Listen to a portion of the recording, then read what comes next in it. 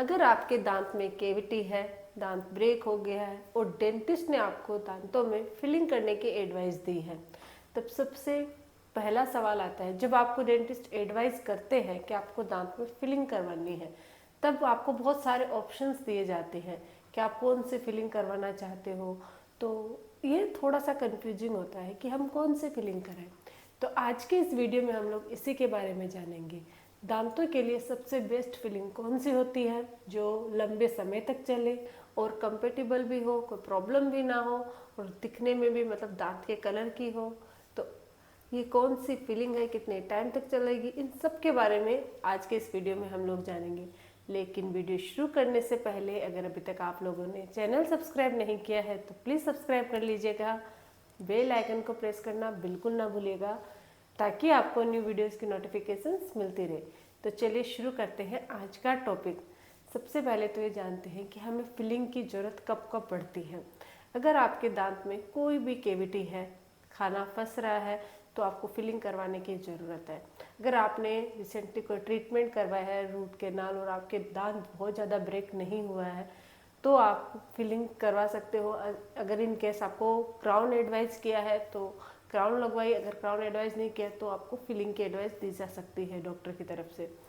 अगर आपके पिट and fishers या हल्की हल्की ब्लैक हो गई है, दांत का पोर्शंस कहीं डिकेड हो गया है, तो ऐसी सिचुएशन में भी आपको दांत में फिलिंग करवाने की एडवाइस दी जा सकती है। अगर रिसेशन की प्रॉब्लम है, गम रिसेस टूथ रिसे यानी कि दांत की जो जड़ें हैं वहाँ पे छोटे छोटे छेद से हो जाते हैं, तो इस सिचुएशन में भी आपको फिलिंग करवाने की एडवाइस दी जा सकती है।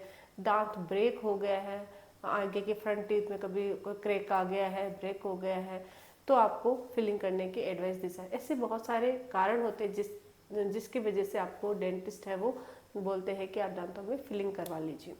और जब फिलिंग की एडवाइस दी जाती है तो आपको ऑप्शंस भी दिए जाते हैं कि आप कौन सी फिलिंग करवाना चाहते हो।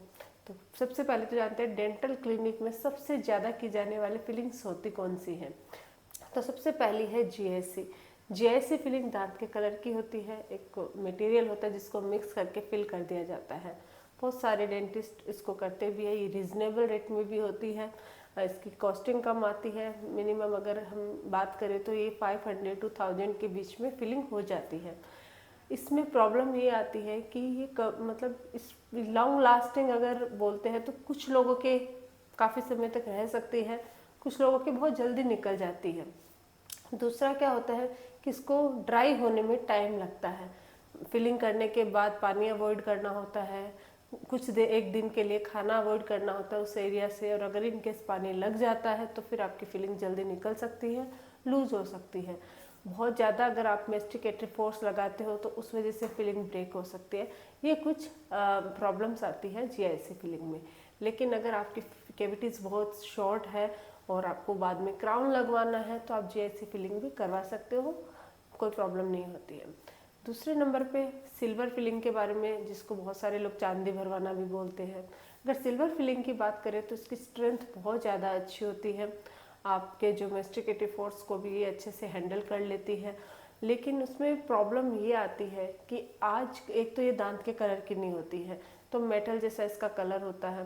फ्रंट के टीथ में इसको एडवाइस नहीं करते हैं, ये सिर्फ मॉलर्स में आप भरवा सकते हो। दूसरा, इसमें मरकरी की मतलब मात्रा होती है, जिसकी वजह से मरकरी टॉक्सिसिटी की वजह से बहुत सारे क्लिनिक्स या बहुत सारे एरियाज़ में इसको बैन कर दिया, क्योंकि मरकरी की टॉक्सिसिटी की वजह से हमारी हेल्थ प्रॉब्लम्स हो सकती है अगर वो निगल ली जाती है या कोई प्रॉब्लम होती है। तो मुंह में हम माउथ में ऐसी ही चीज़ें यूज़ करते हैं जो हमारी हेल्थ को कोई प्रॉब्लम नहीं पहुंच जाए। तो मैं थोड़ा सा अगर सिल्वर फिलिंग है उसको अवॉइड करती हूँ, क्योंकि मैं नहीं चाहती कि मेरे किसी भी पेशेंट को ऐसी कोई प्रॉब्लम हो। लेकिन अगर स्ट्रेंथ वाइज बात की जाए तो ये जो अमलगम होता है ये बहुत अच्छी होती है और इसकी स्ट्रेंथ काफ़ी अच्छी रहती है।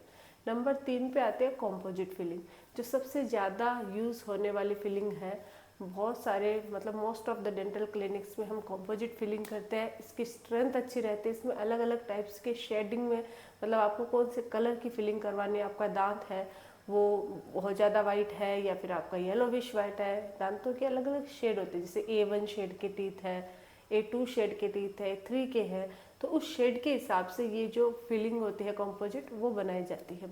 साथ ही ये लाइट से उसी टाइम क्योर यानी उसी टाइम हार्ड कर दी जाती है, जिससे एक प्रॉब्लम जो हम फेस करते हैं जीआईसी फिलिंग या कंपोजिट फिलिंग में कि आपको 24 आवर तक ध्यान रखना है, पानी नहीं लगना चाहिए, एक साइड से खाना नहीं चाहिए, ये प्रॉब्लम इसमें नहीं आती है क्योंकि उसी टाइम इसको टाइट कर दिया जाता है। तो आप तुरंत उसके बाद पानी पी सकते हो, खाना खा सकते हो। इसको कंपोजिट फिलिंग भी कह सकते हैं, लेजर लाइट फिलिंग भी कह सकते हैं। इसके स्ट्रेंथ वाइज अगर बात किए तो ये इंटीरियर्स के लिए तो ये बेस्ट है ही, क्योंकि ये हमारे दांत की कलर की फिलिंग होती है और आपको कोई दूसरा बता नहीं सकता कि आपने फिलिंग करवा रखी है। पोस्टीरियर के लिए भी आजकल पोस्टीरियर कंपोजिट आती है जिसकी स्ट्रेंथ है वो काफ़ी अच्छी होती है, जो मैस्टिकेटरी जो फोर्स होते हैं उसको भी हैंडल कर लेती है। तो ओवरऑल अगर बात करें कि सबसे बेस्ट फिलिंग कौन सी है, तो कंपोजिट फिलिंग है, वो हमारे दांतों के लिए सबसे अच्छी होती है, स्ट्रेंथ भी अच्छी होती है, दांत के कलर की भी होती है। कॉस्टिंग की बात करें तो थोड़ी बहुत अगर हम जीआईसी और अमलगम की बजाय इसकी कॉस्टिंग थोड़ी सी हाई पड़ती है, लेकिन इतनी भी ज़्यादा नहीं है कि आप इसको फिल नहीं करवा सकते हो।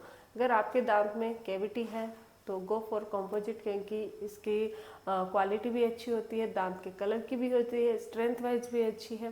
लेकिन अगर आपके क्लास 2 कैविटी बहुत ज़्यादा आपका टूथ डिकेड हो गया तो ऐसे सिचुएशन में फिलिंग कराने से भी ये फिलिंग है वो बहुत जल्दी निकल जाती है, चाहे वो कंपोजिट करवा लो या फिर आप कोई सी भी फिलिंग करवा लो, क्योंकि फिलिंग रहने के लिए जगह नहीं होती है। तो इस सिचुएशन में आपको केव एडवाइस की जाती है क्राउन, लेकिन क्राउन से पहले अगर आपका दांत डिकेड है तो उसमें रूट कैनाल ट्रीटमेंट करवा के फिर क्राउन लगवाना होता है। लेकिन अगर अभी हम सिर्फ फिलिंग की बात कर रहे हैं कि कौन सी फिलिंग हमारे दांतों के लिए बेस्ट है, तो वो लंबे समय तक भी चले और दांतों के लिए कंफर्टेबल भी हो, तो अगर आपको डेंटिस्ट ने फिलिंग करवाने की एडवाइस दी है तो आप कंपोजिट फिलिंग की तरफ जाइए।